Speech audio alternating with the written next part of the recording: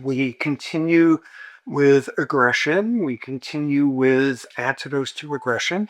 We've gotten through so much of our list. We've done adolescence, childhood, fetal life, genes. We're ready to push on, except that there's something I forgot. A very cool finding from the adolescence section. It's so cool that, as you can see, I forgot just as follows. Here, this one diagram summarizes everything about adolescence. You got adults who are in a brain scanner and they get a reward. They're told there's three different size rewards you can get: a small, medium, large. And what we see is with the adults, they get the small, a little bit of dopamine's released, medium, even more, large, even more, perfectly logical dose response. So now we look at teenagers getting the medium reward, and it's about the same as in adults. And now they get the large reward instead, and they go through the roof and they get the small reward. And not only isn't there a small rise in dopamine, there's a decrease in dopamine release.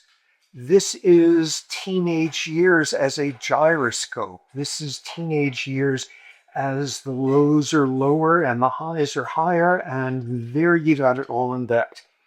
Okay, so what we've gotten to now in our next category, now that we're up to culture and ecology, we're up to culture and ecology. Let me start off by trying to give you guys a sense of, just the sheer range of ways in which life can turn out to be different for you.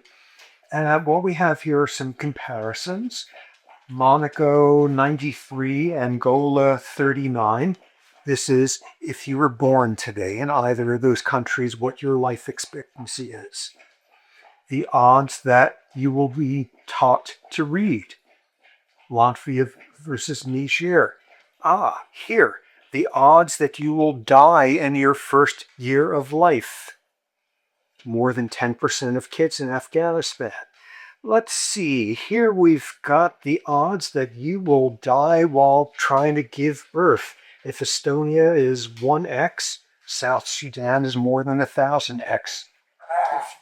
If you were a girl in South Sudan, the odds are greater that you're going to die trying to give birth than that you will finish high school. More of these: likelihood of being murdered, Honduras, likelihood of being raped, likelihood, and then here's this, you do these cross-cultural studies and you ask people, are you happy? And 93% of people in Finland say yes, and 23% of people in Armenia say yes.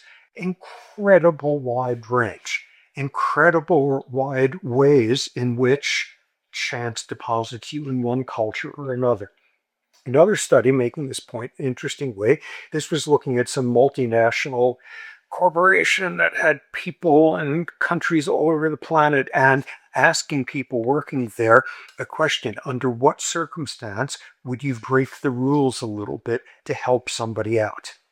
And what the answer was is it depends on what culture you're in. People in China, the most frequent answer they gave is if this is my boss, if this is someone higher ranking than me. People in Spain, their most common answer was if it's a friend of mine. People in the US is if it is somebody who has helped me in the past. Incredibly different pictures. So given that, let us look at an array of dramatic cultural contrasts that turn out to be relevant not just to behavior, but all of the steps intervening.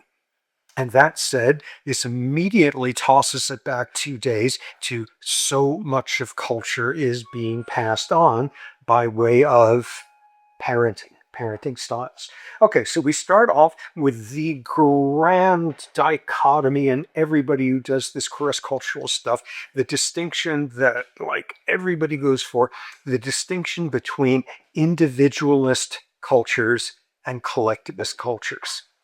This is the grand split that most of the research winds up on. And if you're doing this, the vast majority of these studies focus on the poster children of individualist societies, Americans.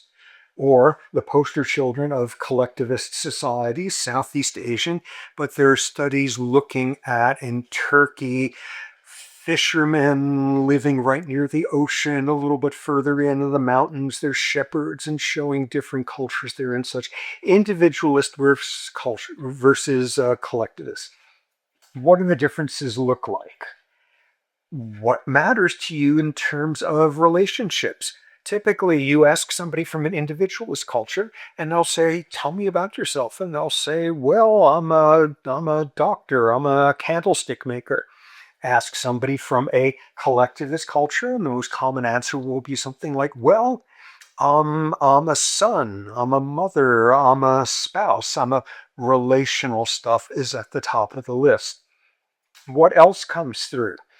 What else? Cognitive processing, more analytical, local, in individualist cultures, more integrative, holistic, in collectivist cultures.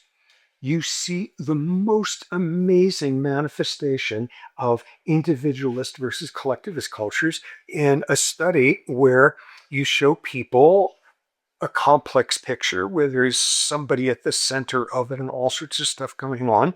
And the most frequent eye search pattern for somebody from an individualist culture is to look at the face.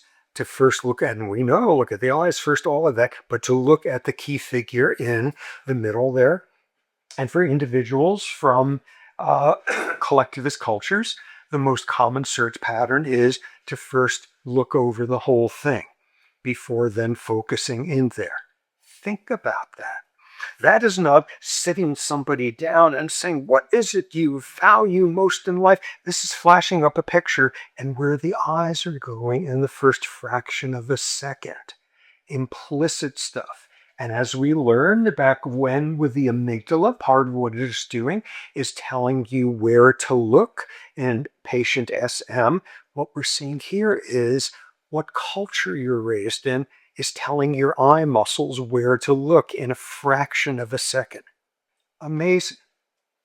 More versions of differences. You sit somebody down and you ask them to draw a sociogram, which is they write their name down and put it in a circle, and then just draw in circles everybody else who matters in your life and sort of how they're connected with each other and how they're connected with you.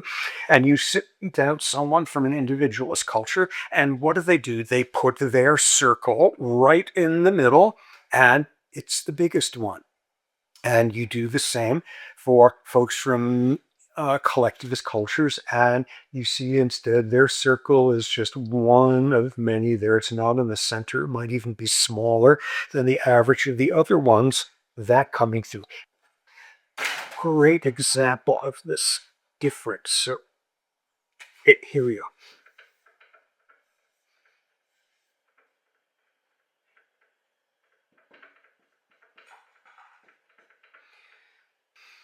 Okay, so here we have a drawing of a bunny. A bunny, and the person looks at the bunny, and there are two other things in the picture there. One is of this very non-specific ungulate, and this is a carrot. So you say to the person, "Here's this bunny. What's the most logical grouping? Who would you group? Which of these would you group the bunny with?" And people from individualist cultures are most likely to pick the ungulate. How come? Because they're in the same category. They're animals. Here's one animal, here's another one. People in collectivist cultures more likely to go for the carrot. Why? What's the most common explanation? Well, if you got a rabbit, it needs food. You got a relational stuff rather than categorical stuff. Others, a great study pushing us into the realm of endocrine stuff. Sit somebody down from an individualist culture and ask them, "Tell me some times where you influenced other people. Tell me some times where other people influenced you." Then do the same thing with someone from a collectivist culture. You could probably guess where we're heading here. Right off the bat, the person from the individualist culture comes up with far more examples of when they exerted influence than the other way around. People from collectivist cultures are more likely to cite circumstances in which they were influenced by somebody else rather than the other way around. Now, be really probing and say, oh, that's really interesting. You just cited one case where you influenced someone and a case where somebody influenced you back. Tell me more about each. Tell me more details. And what they showed in the study is when you ask somebody from an individualist culture to tell you in detail about the time somebody influenced them, about the time they were influenced by somebody else, they increase glucocorticoid secretion. In contrast, ask somebody from a collectivist culture about a time that they exerted an influence onto somebody else, and glucocorticoid levels go up.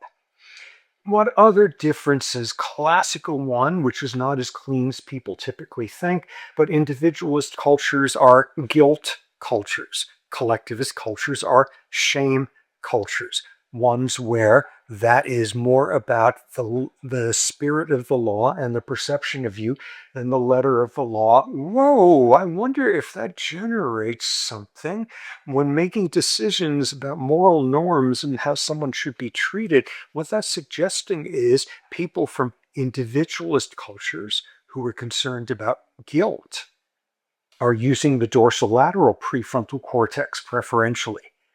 People from collectivist cultures that instead are thinking about shame, that's more ventromedial PFC, which makes perfect sense. And I believe there has been a study that has shown that.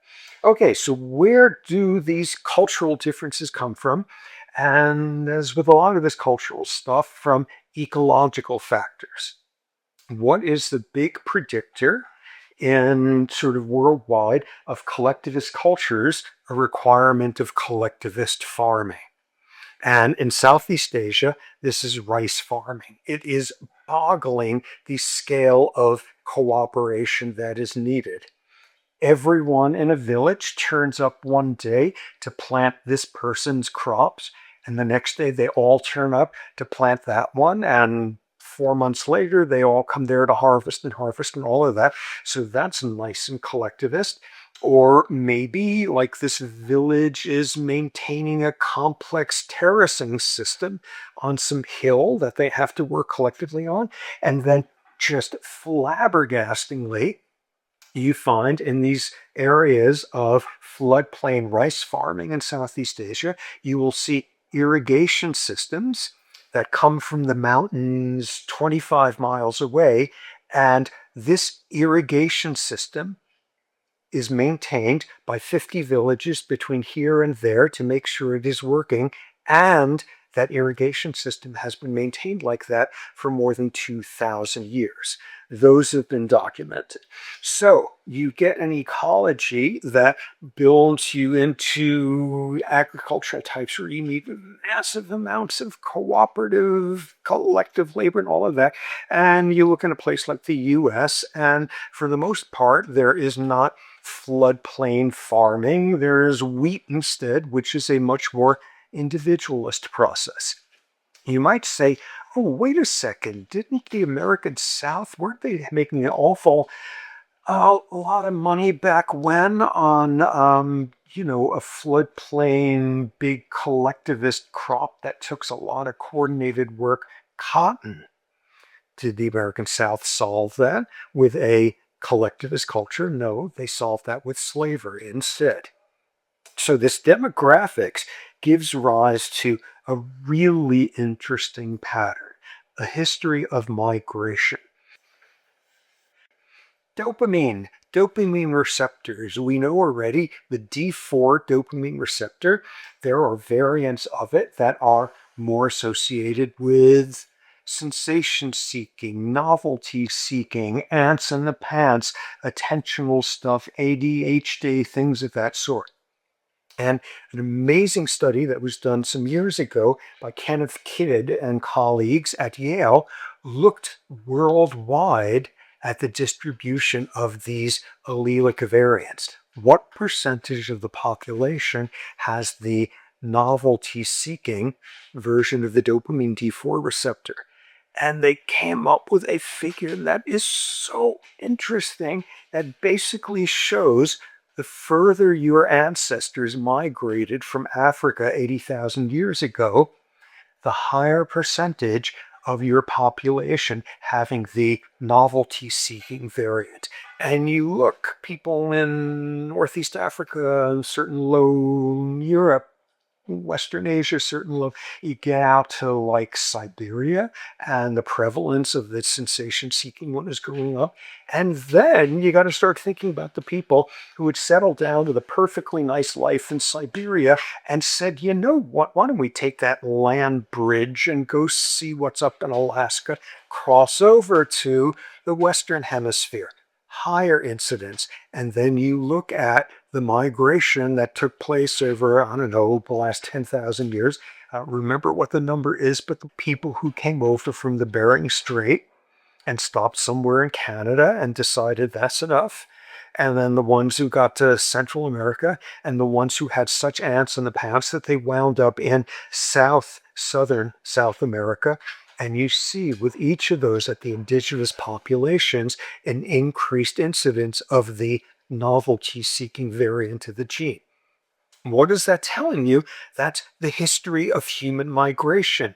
And it's a history of how much you are selecting for people who seek novelty, people who want to see what's over the next mountain range, and why don't we all move over there and see if the grass is greener. So that's overall a remarkable finding. I think that is like the coolest thing on earth.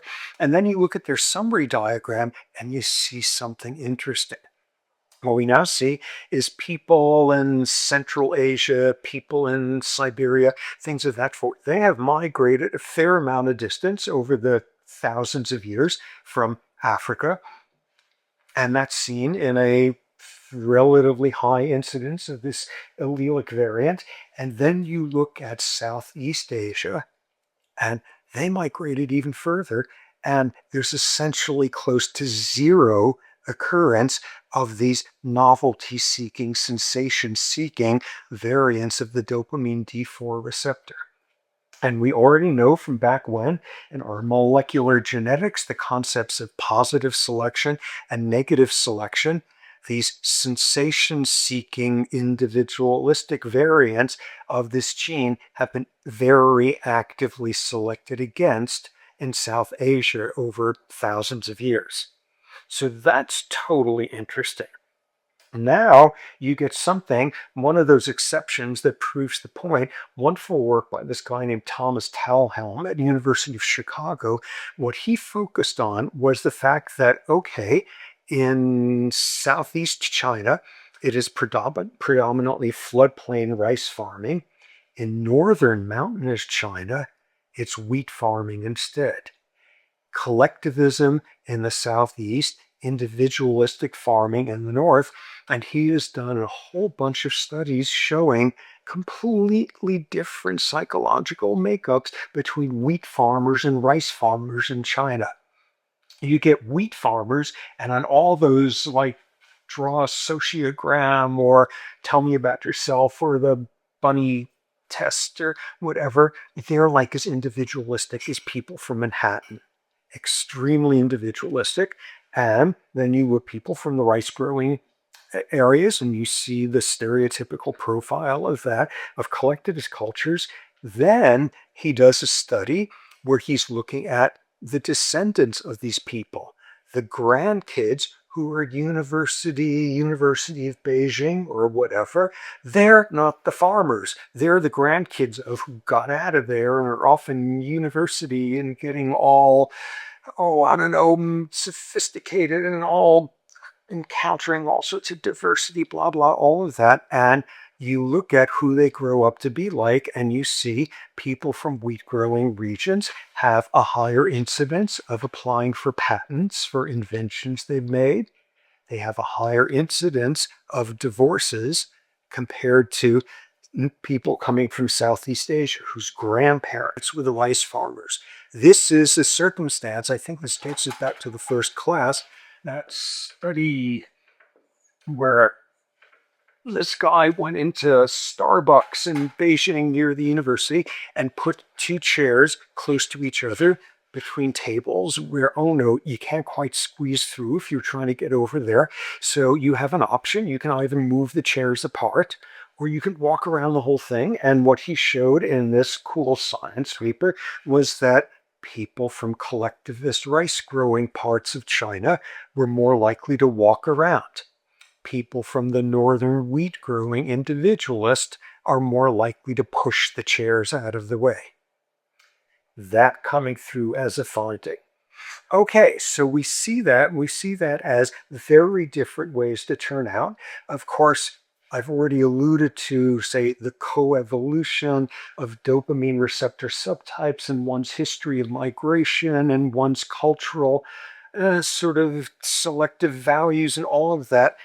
Are we seeing genes as inevitability? No, you should know by now that's gibberish and throw that out. So how can you show that?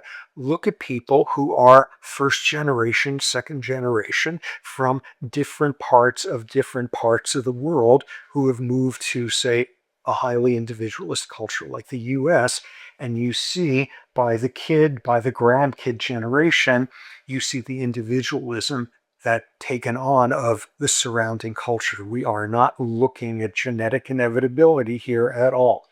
Okay, another major contrast. How do you traditionally, over the centuries, thousands of years, how do you traditionally make a living? How do you put food in your mouth?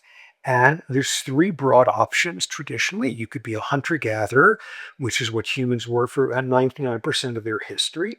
You could be an agriculturalist, or you could be a pastoralist. Flocks, herds of domesticated animals about the same age. And we've already heard there's a relationship between desert dwelling people and monotheism and cultures of honor and high rates of violence and especially retributive violence, clan violence back and forth. And you come up with that in the American South. The American South has long been noted for, among its various cultural differences compared to the rest of the US, high rates of violence, roughly double the homicide rates of the rest of the country.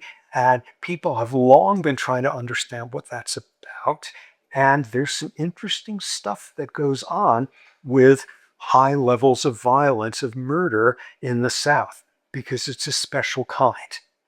It's not occurring when somebody is robbing a 7-Eleven. The increased amount of killing is disproportionately attributable to people living in rural areas who have wound up killing somebody who they know. And this is the hallmark of a culture of honor. Somebody has dissed you, the family get together, and somebody comes on to your girlfriend or boyfriend, and before it's over with, you've shot them, or things, honorific things. The American South, famously, at the start of the Civil War, when boys went off to fight, their mothers told them either come back victorious or come back in a pine box. There's no option to surrender, things of that sort. So we see that. We see honor killings in the American South. That's the explanation for the higher rates of violence there. We don't see a whole lot of people wandering around Kentucky with their herds of camels or things like that. There has long been a theory as to where that comes from. Northeastern colonies in the United States were preferentially colonized by pilgrims. The mid-Atlantic states by much more mercantile, urban, Quaker sorts, Pennsylvania. The American South was disproportionately peopled by people coming from northern England, Scotland, wild-ass shepherds up there who are coming with cultures of honor. years ago in Kenya. My wife and I were hanging out in camp one day where our field site was. The nearest tribe were the Maasai, and spent decades hanging out around them and sort of getting to know their very distinctive pastoralist culture. And there was one day where we sort of woke up and we could hear in the village about a mile away all sorts of people screaming and yelling. And Maasai do not scream and yell, they are phlegmatic out the wazoo. And then we heard a second village where people started doing the same. And then the third, something was spreading, some sort of news was spreading.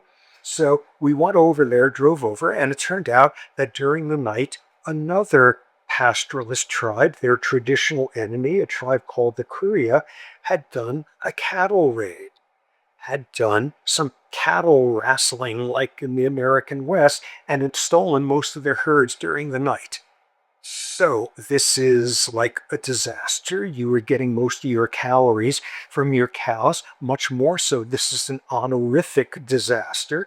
And they were now about to go and fight the Korea and get their cows back. And my wife and I did a massive cultural faux pas that offered an opportunity for incredible shame and embarrassment. We said to our friends there, could we give you a lift? You want a lift to the battleground? And this would have been the most humiliating thing on earth. What they are supposed to do now is run 20 miles, 50 miles, however far those other folks have gotten with the cattle. And then you have your battle. And I don't remember the outcome of that battle, but the battle a year before it left 22 Maasai and Korea people dead afterward. This is a culture of honor. And like giving somebody a car ride out to, their battle there and ask them if they want a sandwich before they head off to that, that is violating all of that. What is particularly interesting, and this is work that has been done by Jared Diamond, is focusing on the fact that this is a planet dominated by the descendants of desert pastoralists.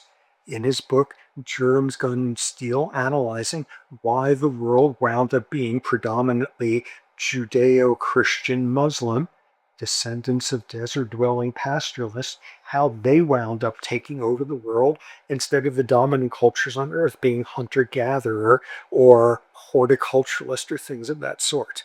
So, one thing that certainly helped was the aggressiveness, the warrior classes, things of that sort.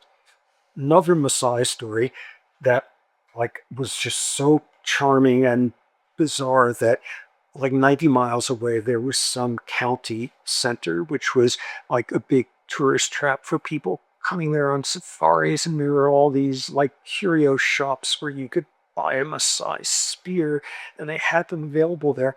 And this was an area that was right on the border with another enemy tribe. And one day something broke out and all sorts of violence. And the Maasai guys there raided the tourist shops to take the spears back before going to fight, which I thought was wonderful that they did that.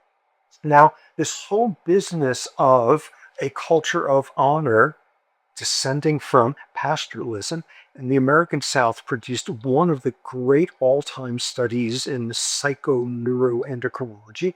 This was work carried out by Richard Nesbitt, University of Michigan, one of the deans of this whole field. And here's how the experiment went.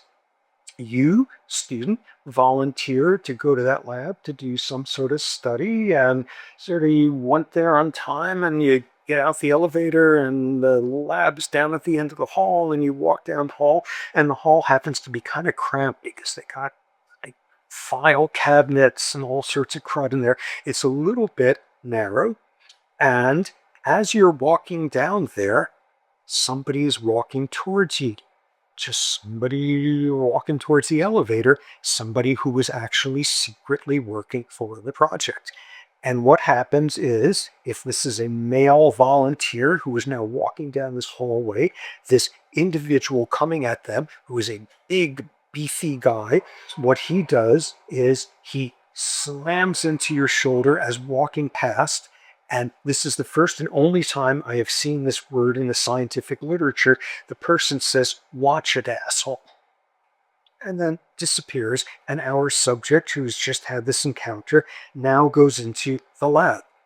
And what they showed was, if you hadn't encountered that person in the hallway, advocacy of violence, things of that sort, implicit recognition of threatening faces, all that sort of thing, did not differ at all between students from the north and students from the south.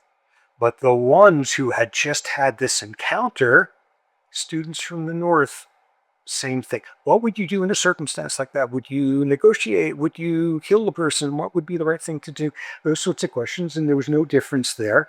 And the Southern students were advocating violence out the wazoo. And most interestingly, they, unlike the students in the North, had a huge increase in glucocorticoid levels and testosterone levels.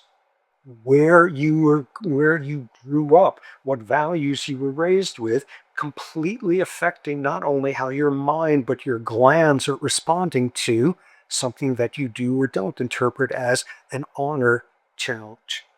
Now, another version of that, I heard a lecture once by a guy who was one of these Southern studies criminology type people, and he grew up in the South, and I think he went to University of Alabama, and then he went to Harvard for grad school. And he made this comment in his lecture, like, okay, when I got to Harvard, it was the most disorienting thing culturally I could ever imagine in my life as I sort of learned how people behaved there. It's the weirdest thing. People would have 4th of July picnics for the whole family, and nobody would shoot somebody at it. Culture of honor once again.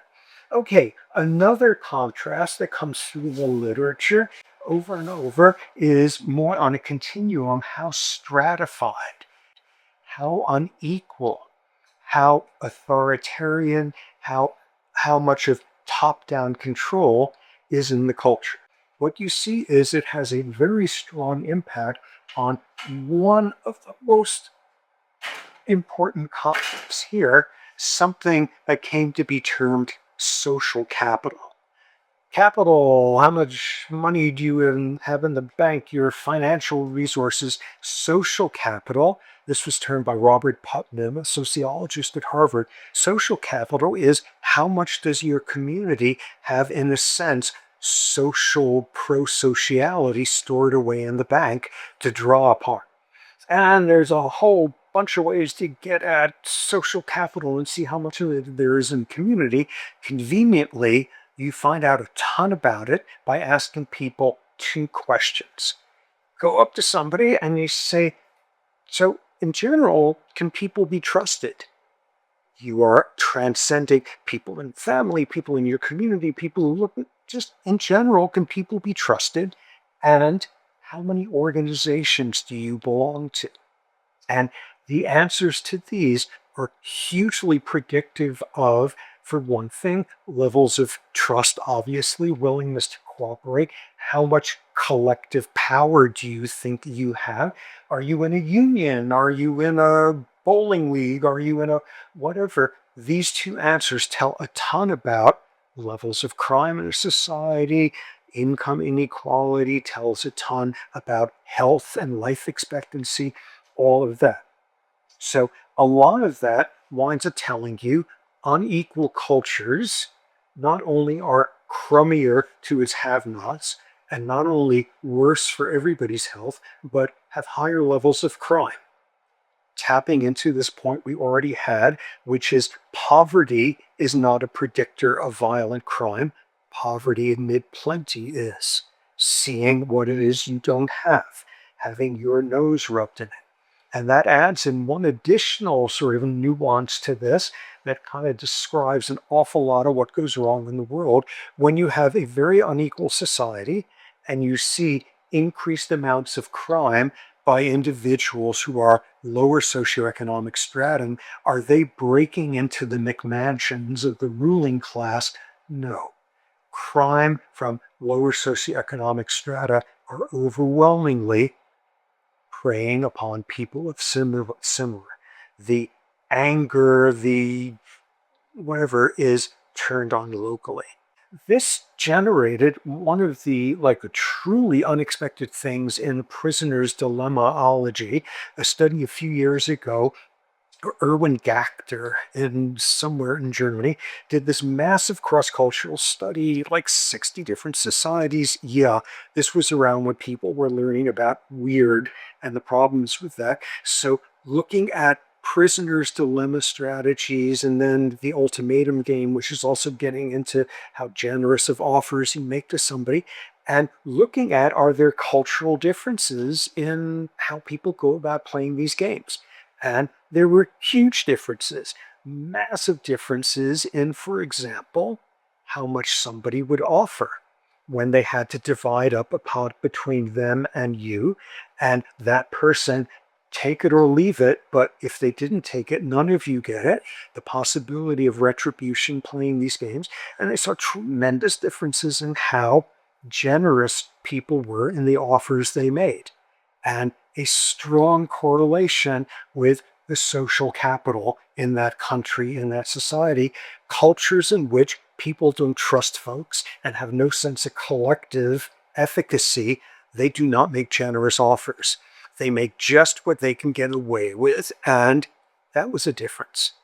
So then they introduced the next element into it, which is the possibility of punishment, of second party punishment. And we'll be looking soon at what that does to cooperation. Somebody is a jerk, and you can spend a certain amount of your resources to punish them even more. You give up 1 unit of whatever to have 2 units taken away from them. Punishment. So, how readily do you see punishment in different societies? And it was somewhat different. It correlated a bit with social capital. But then they discovered something nobody had ever seen before in these studies, something that they wound up calling antisocial punishment. Players would punish the other individual not when they were being selfish jerks. Players would punish other individuals for giving too generous of offers. You punish people who are too generous. How bizarre is that? Where do you see that in cultures where you're afraid that if they're seen as being generous, the rest of us are going to be expected to be? And where do you see that such pathological punishment, antisocial punishment, where do you see like zero of it in their studies? Yeah, of course, the Scandinavians, all of that.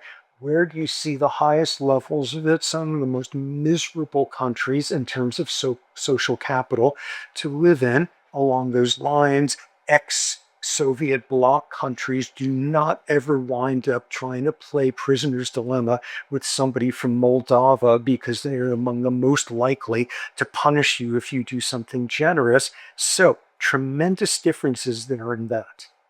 Another interesting way of looking at different consequences of more stratified versus egalitarian cultures. This was a study done some years ago looking at climbers on Mount Everest expeditions. And at that point, there had been a total of 30,000 people who had attempted to climb Mount Everest. And they went back, the researchers went back through the records and were able to identify teams that were only from a single country. So it was nice, clear, here's a team from India, here's a team from Norway, here's a team from the Sahara, whatever, and looked at two measures as a function of how stratified versus egalitarian the societies were.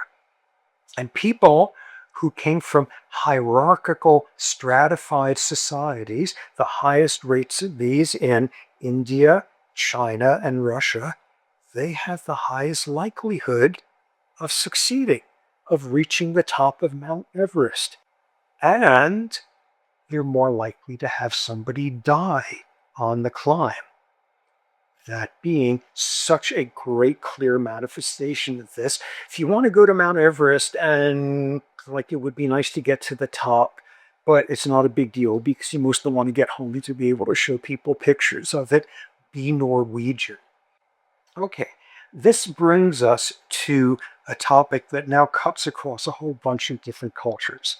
And it is, I think, in some ways, the most important one for making sense of culture and violence and antidotes to violence. And this is the whole notion of cultures having sacred values, sacred symbols. And you better bet we're heading into the metaphorical brain pretty soon now. Sacred values, things that offer you no material advantages, things that are in fact disadvantageous, but it's incredibly important to your culture for purely symbolic reasons. Or a broader way of sort of stating that is things you are willing to kill or die for, sacred values. So, this research that was done by this anthropologist, Scott Atran, collaborating with Robert Axelrod, you remember from back when he did the first Prisoner's Dilemma study with his computers, University of Michigan. So they collaborated and they did studies from cultures all over the planet and looking at this whole notion of sacred values.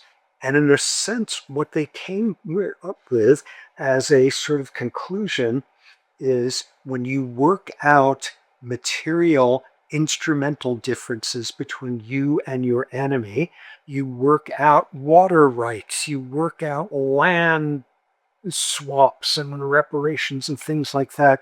That is the most effective thing to end a war. You recognize and honor and give validity to somebody else's sacred values, that groups, that's the way you make lasting peace. And there are some extraordinary examples of that out there, where not just stopping violence, but recognizing the validity of some other culture's sacred values has enormous effects. First, the downsides of it. This whole notion that there's stuff you're willing to kill for or die for, and it's got nothing to do with anything material. Here are some examples of, in a sense, sacred values and honor culture stuff playing out. This was some years ago, and the nation of the Philippines banned karaoke bars from playing the song I Did It My Way. Actually, is it just called My Way by Frank Sinatra? It's like this very chest thumping, big ball, I sort of accomplished everything on my own sort of thing. And it was very popular in the karaoke bars. And when guys would sing it, it was interpreted as sort of chest thumping, territorial stuff. And a huge number of people were shooting each other in karaoke bars about this, sufficiently so that the Philippines had to ban this. Another example. This was a teenager some years ago who had, this was not a singular experience, but this one was well understood, that this kid who was developmentally impaired and not very attuned to stuff went into a convenience store wearing a t-shirt with the wrong colors from the wrong gang, and he was killed. Or, not that many years ago, an entire office worth of cartoonists in France were killed, were mowed down because of the offending the sacred values of Muslim individuals who do not want any sort of drawings ever made of Muhammad. And these were not only drawings, but some pretty satirically hostile ones, and a bunch of people died there. Murdering people over what song they are singing, over what color shirt they're wearing, over a cartoon that they drew. This is the essence of sacred values, where you are willing to not only work irrationally, but even work against your own material interests in defense of these sorts of things. So we begin to see examples here of when you give credibility to another group's sacred values, that's when you not only stop wars, but that's when you make peace. First example of this, all of these are remarkable, all of these are heartwarming. First example, and this was in the Middle East, after the first Camp David Accord between Anwar Sadat of Egypt and Menachem Begin in Israel on a first treaty back and forth. And in the aftermaths of that, predictably what happened was Anwar Sadat was murdered by somebody from his side, just as Gandhi, trying to get peace between the Hindus and the Muslims in South Asia, was killed by somebody from his own side. And some years later, the Oslo Accords between Yasser Arafat, the PLO, and Yitzhak Rabin, who was Prime Minister of Israel at the time. And not soon afterward, Rabin was murdered by somebody on his side, a fanatic, extremist, fundamentalist Jew there who saw this as an act of sort of obeisance to God to kill this guy for doing that. So something amazing occurred at Rabin's funeral, which is King Hussein, the king of Jordan, came to his funeral. They had worked on some sort of treaty stuff and sharing water out of the Jordan River or the Sea of Galilee or who knows what, or whatever. They were working out material, instrumental means to decrease hostility.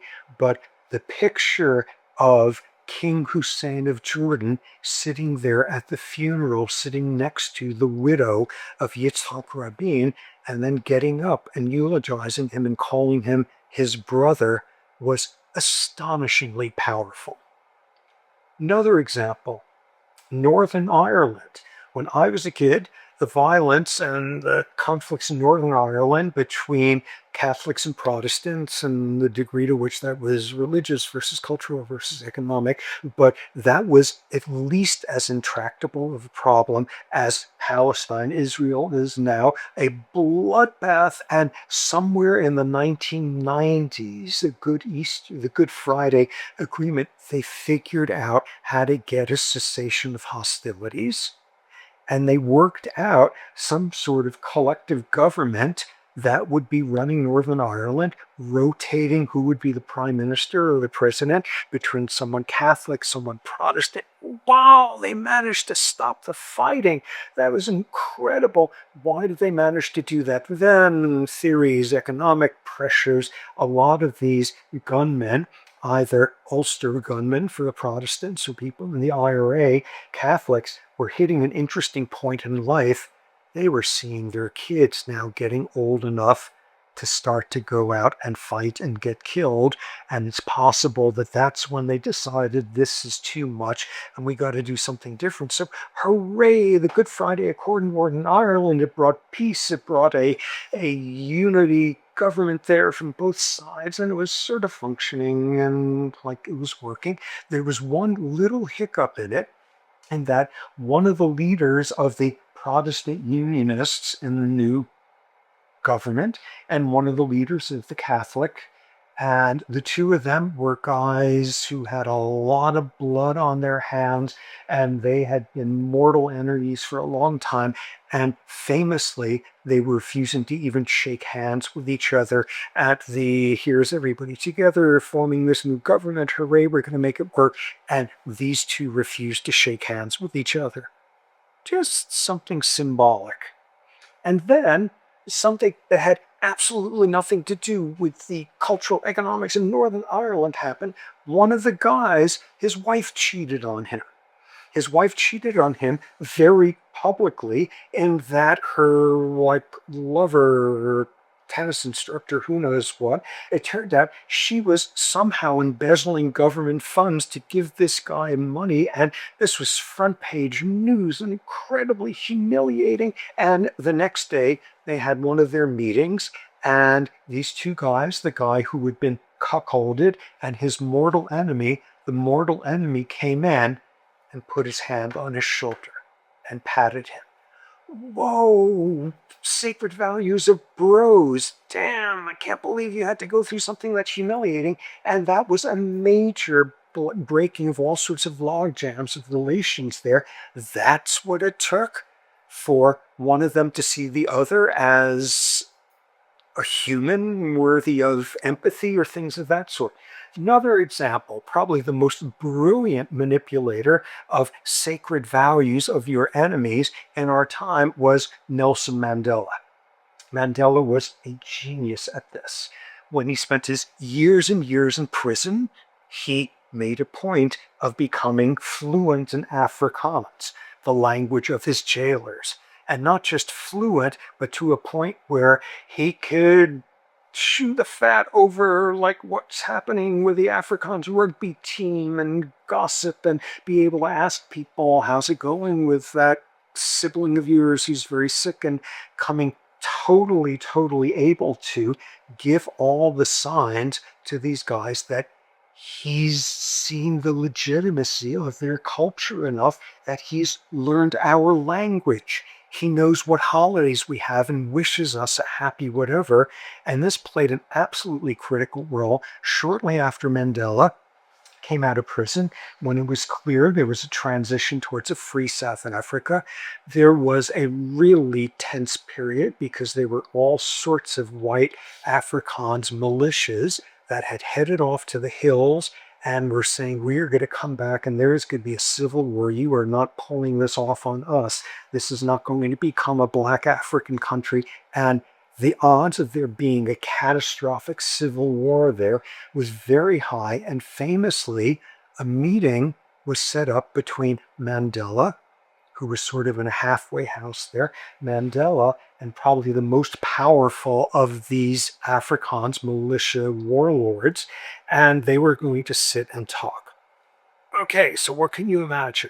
There's Mandela, there's this other guy who had blood all over him out the wazoo from years of what the government had been doing, apartheid, and you could assume what they're going to do. So this guy agrees to talk to Mandela, this terrorist, this threat to our state, who somehow is going to become president soon.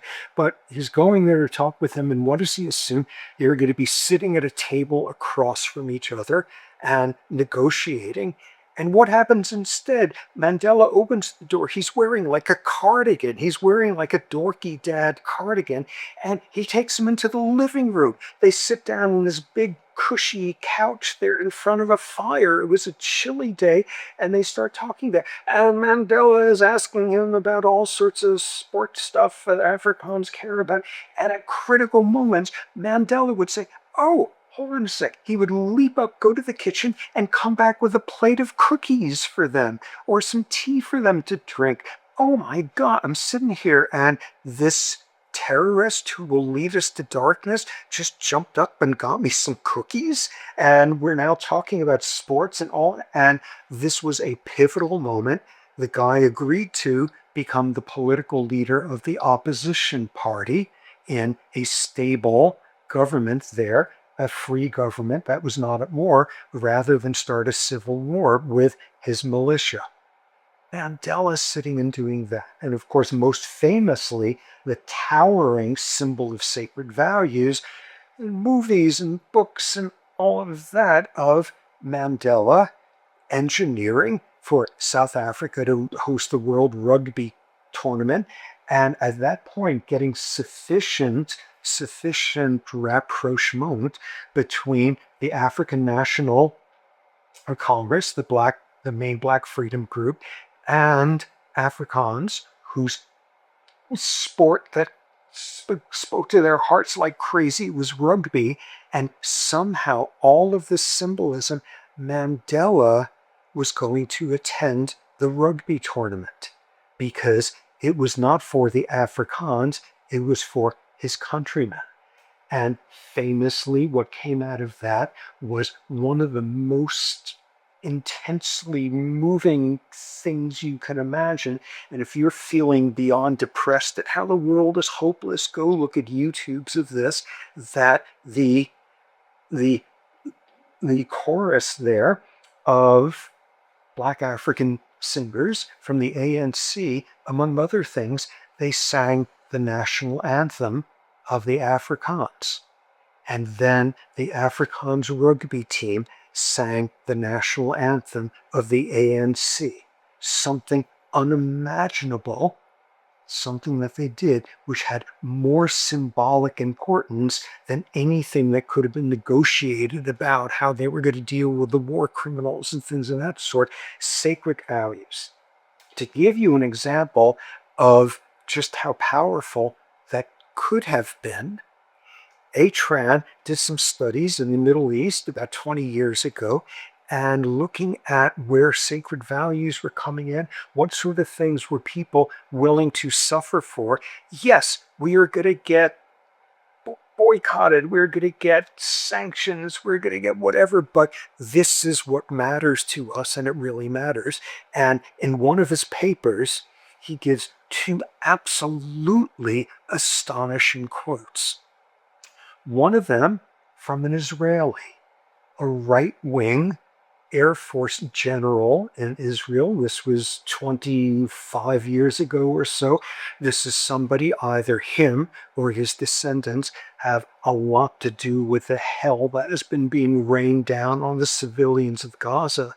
And he said something like, you know, if only the damn people on the other side, if only those Palestinians would get that anti Semitic crap out of their textbooks and stop teaching their kids that the Holocaust never happened, we could deal with them then. And then A. Tran went to one of the Palestinian leaders who came up with the following quote: in principle, we have no problem with the Palestinian state encompassing all of our lands within the 1967 borders. But let Israel apologize for our tragedy in 1948.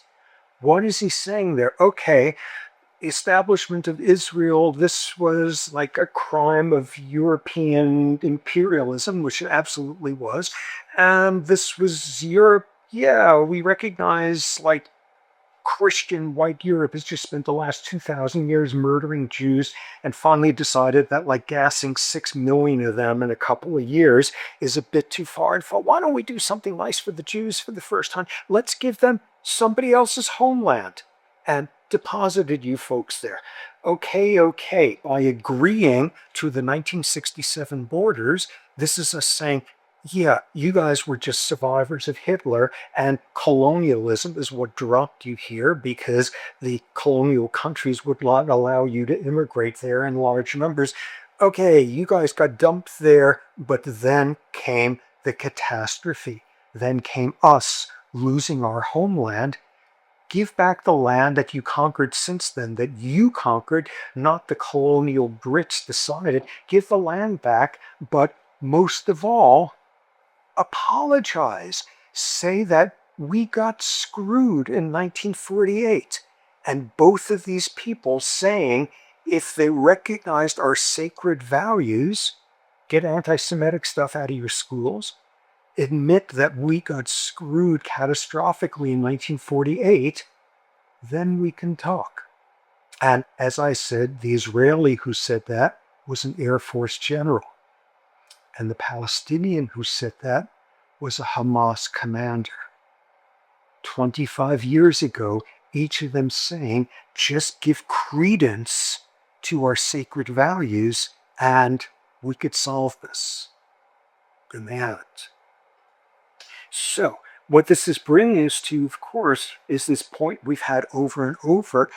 What does it mean that you're willing to kill somebody because they've dissed your sacred values? Why is this so important to you? Why is this symbolic stuff?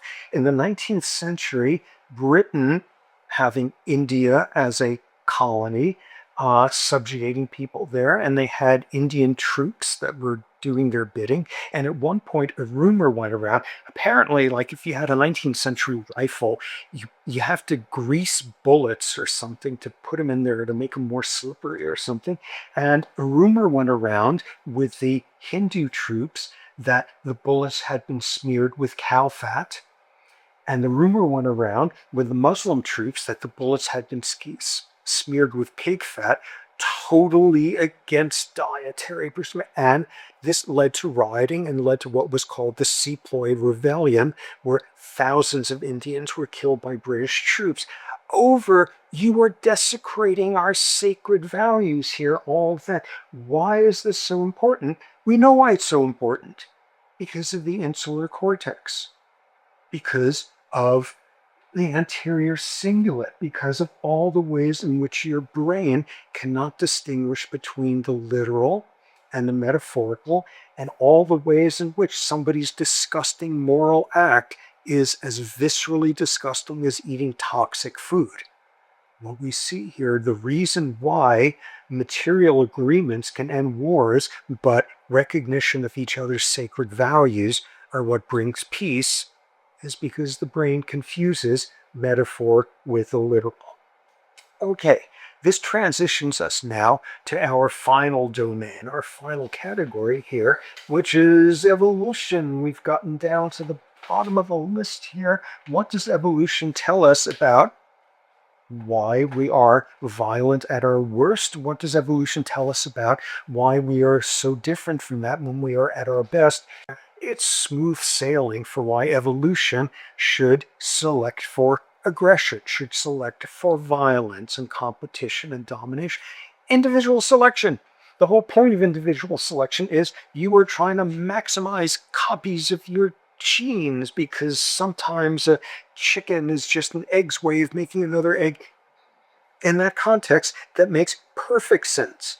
And what we see is an explanation for the most common cause of homicide on this planet, and in addition, primates killing each other, which is male-male competition, either directly or indirectly, to access to females.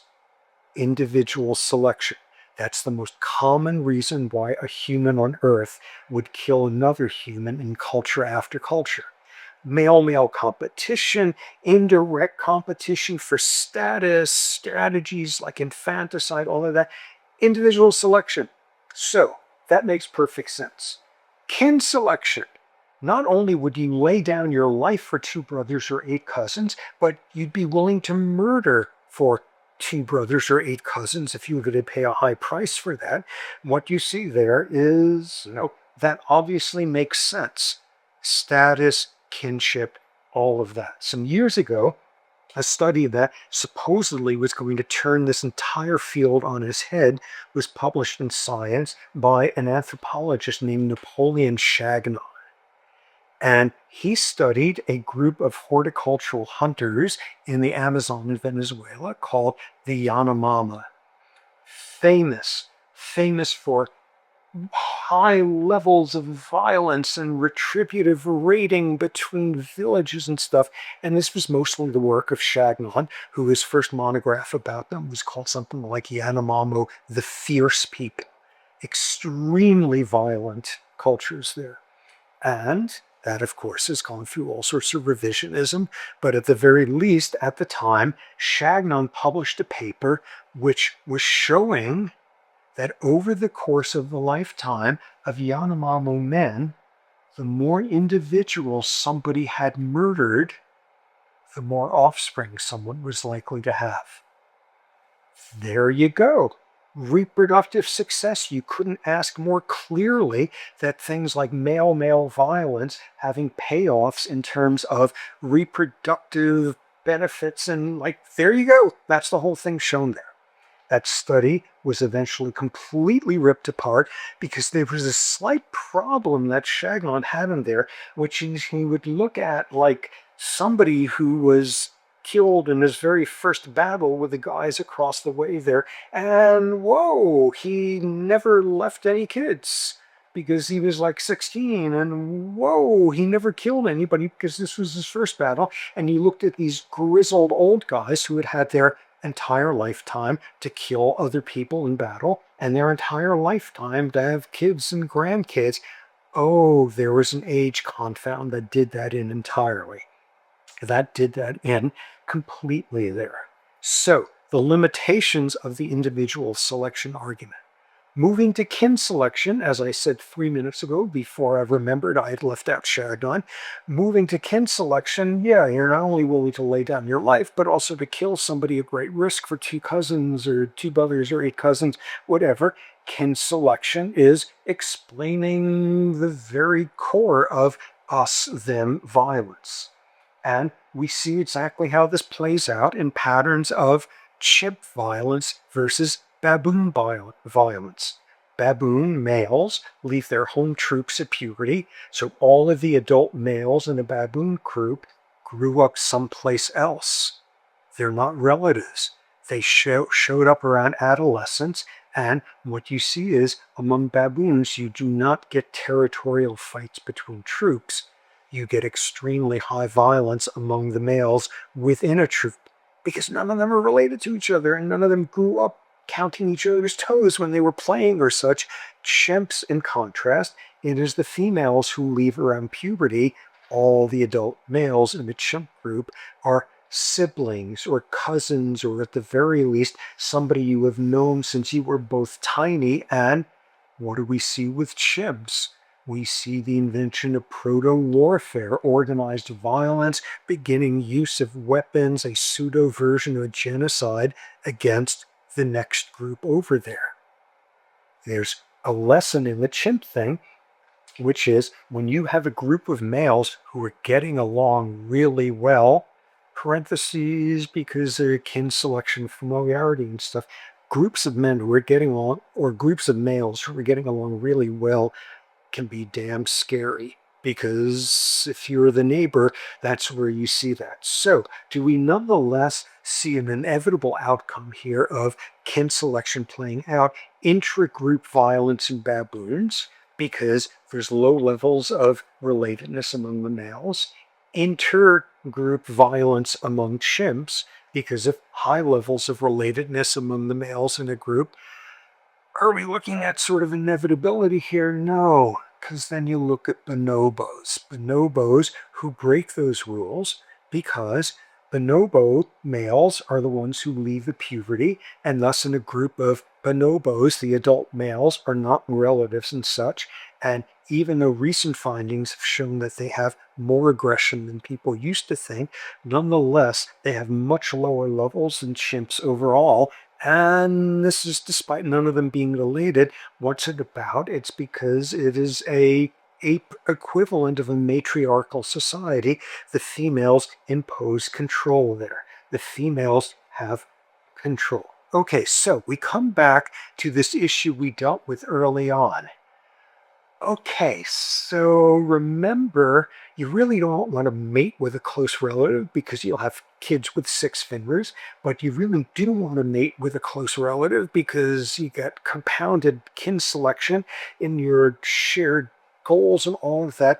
Another version of this is, your sibling is more related to you than your cousin, who's more related to you than an umpteenth cousin, all of that. And this has given rise to this Bedouin proverb: it's my brothers, my cousins, and I against the world. It's my brothers and I against our cousins. Who is an us and who is a them, as a degree of relatedness can shift. Another version of what would count as kin selection, this was the work of this very influential sociologist, psychologist, a guy named Daly, who, along with his unfortunately now deceased wife, Wilson, Daly and Wilson, did these studies looking at patterns of within family homicides. Family members killing other family members. And this was up in Canada, so this was a rather rare thing, and it wasn't mired in sort of southern US culture of honor stuff. And what they saw was, okay, you got a kid growing up with their father versus with a stepfather. A stepfather was vastly more likely to commit infanticide than a biological father. Okay, you're growing up in your family, and you've got your mother's father and your father's father. And what do you see there? Your mother's father, you are less certain that of paternity there than this is your often. You see more homicide coming in that direction. Whoa, that's amazing. Kin selection, shared genetics, predicting all sorts of patterns of murder. This was a big controversial study. And what people soon showed was it was explained just as easily. Families where you have a marriage breakup and you have a stepfather in there on the average are poorer and more socioeconomic duress, and that's a thing that increases violence. So that was seemingly a vote for kin selection, really driving patterns of violence in Westernized humans. Maybe not. What else do you see? you see all sorts of evidence of kin selection playing a role in our prepared learning. We've already heard one version of that, and we're soon going to be looking at that in much more detail. That whole business of you stick somebody in a brain scanner and you flash pictures of faces, and the face comes up of somebody of a different race. And in about 75% of subjects, American weird subjects, there's activation of the amygdala, and under a fraction of a second, we know that whole deal. What is that telling us in this sense? We have prepared learning along those lines for some semblance of kin selection. Because back to homogamy, people who look very, very, very different from us, statistically, are likely to share fewer genes with us than you find in more similar populations. So that is part of the story. We will soon be tearing apart that finding like crazy.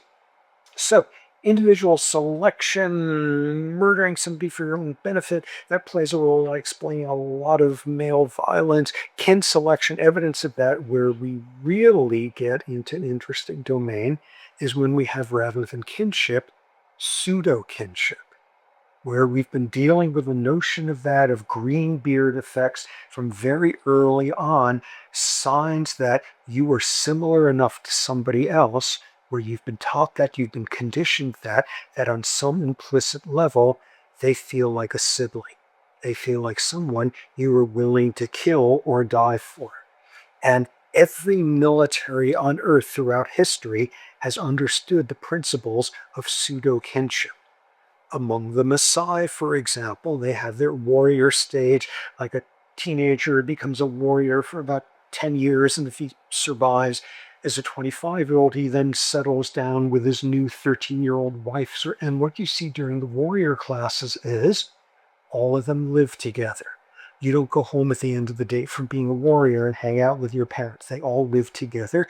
You are not allowed to have a meal alone. You can only share your meals with another warrior.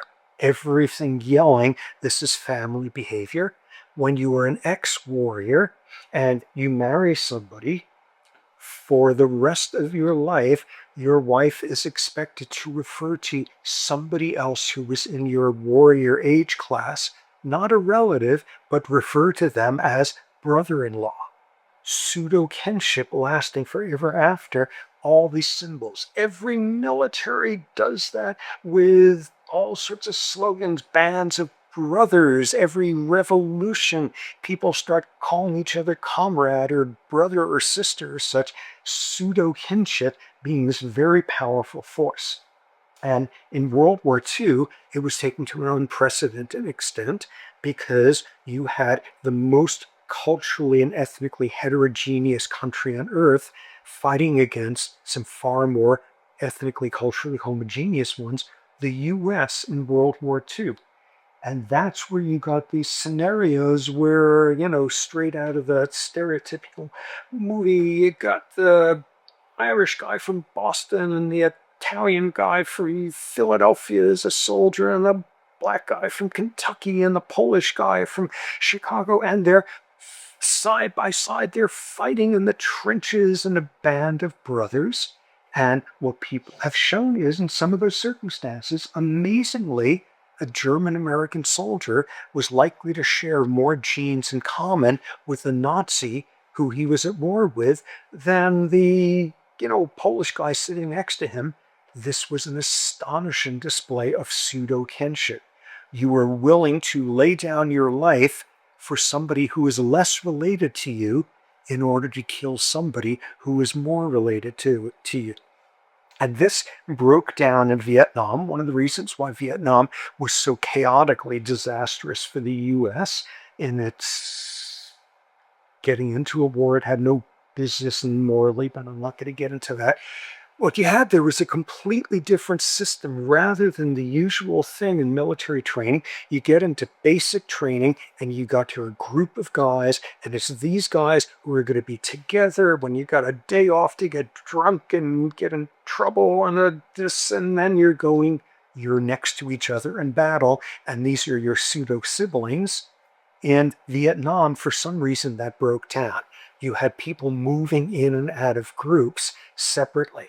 So you're in the middle of like some firefight in Vietnam, and the guy next to you is some kid who showed up last night. You don't even know this kid's name. He's this like rookie who shows up here.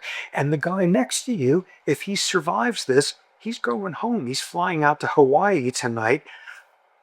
Who's willing to give up their life for the other there?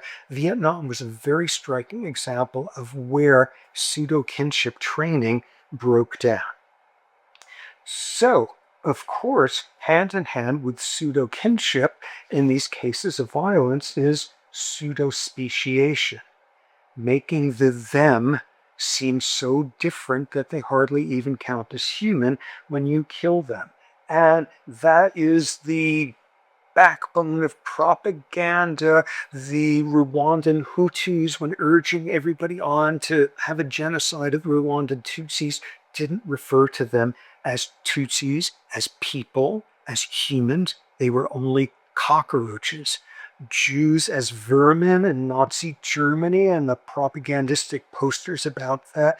Muslims in Europe as a cancer in our white culture. All of those get people thinking that way, get people activating their insular cortex when they see the face of one of them's, and you are halfway there towards having a band of buddies willing to pull off a genocide. So, pseudo-speciation. A remarkable example of that was seen during World War II, where you go through medical journals, American medical journals from the time, and there would be articles detailing how those Japanese had different pain thresholds than normal humans do, had different autonomic functions that normal humans do. They hardly even count as human. There was one astonishing example of pseudo-speciation that came before most of you guys were born, around 1990, during the first Gulf War. What happened?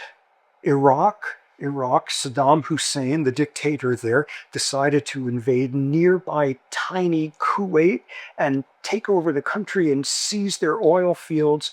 To this day, there's evidence that the Kuwaitis were doing something called slant drilling at the border between Iraq and Kuwait. The Kuwaitis were building sort of big, empty, long things that oil is going to come up from at an angle. So they were stealing oil from Iraq. There's evidence for that. But in any case, Iraq, 11 times the size of Kuwait, goes in there and takes over Kuwait. And this is a disaster for democracy because Kuwait had a monarchical, hierarchical country that had like zero sense of democracy, but nonetheless, for our interests, what they mostly had was lots of oil. So the US got ready for the first Gulf War to go in there and boot the Iraqis out of Kuwait and liberate Kuwait back so they can go to their medieval feudal system there. And so getting America ready for the war. And there was support. There was not overwhelming support for us getting involved in that. Can't we like rip off somebody else's oil and not get involved in this one? No, freedom is at stake here. And then in that, during this period, when there was sort of majority support for actually going into the war, but not overwhelming, there was an incident that defines pseudo-speciation. When the Iraqis invaded Kuwait, took over Kuwait City, what happened was, among other things, there was a nurse's assistant in the Kuwaiti main hospital there in the capital, a nurse's assistant who managed to escape and get out of Kuwait and got to the West and told a heartbreaking story. She was working in a NICU, a neonatal intensive care unit, where extreme preemies were there in incubators, keeping them warm enough and stuff. And what Iraqi troops were doing all over the place in Kuwait was pillaging and plundering and taking stuff to send back home. And Iraqi soldiers showed up in this ward, and they took the babies out of the incubators and left them on the floor to die in order to steal the incubators. These people are hardly even human. They leave babies on a floor to die. These people. And this nurse's assistant testified in front of the US Congress about this, and all of America took a gasp at that, saying, "Oh my God, those people, they leave babies on the floor to die. They hardly even count as human."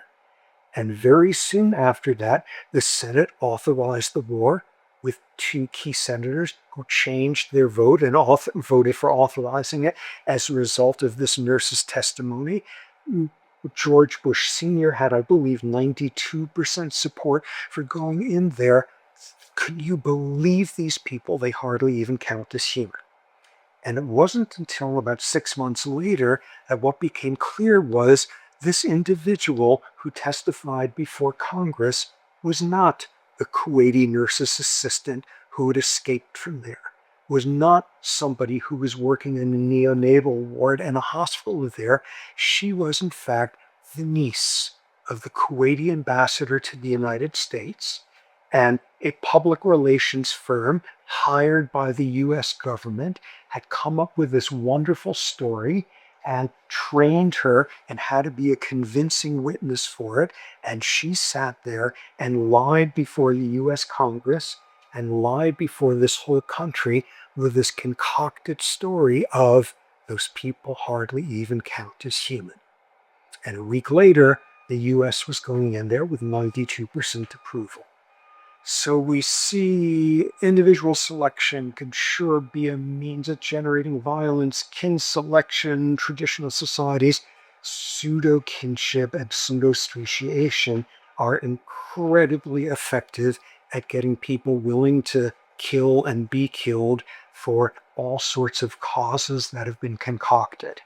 Okay, what we're poised now to do next time is look at all this bad news about evolutionary advantages of violence, at last to look at how has evolution shaped us, sculpted us into a species with the means of damping violence, the means of getting past intergroup conflict, of increasing empathy, all that stuff. Where does evolution teach us some good news? So we are going to pick up with that on Friday.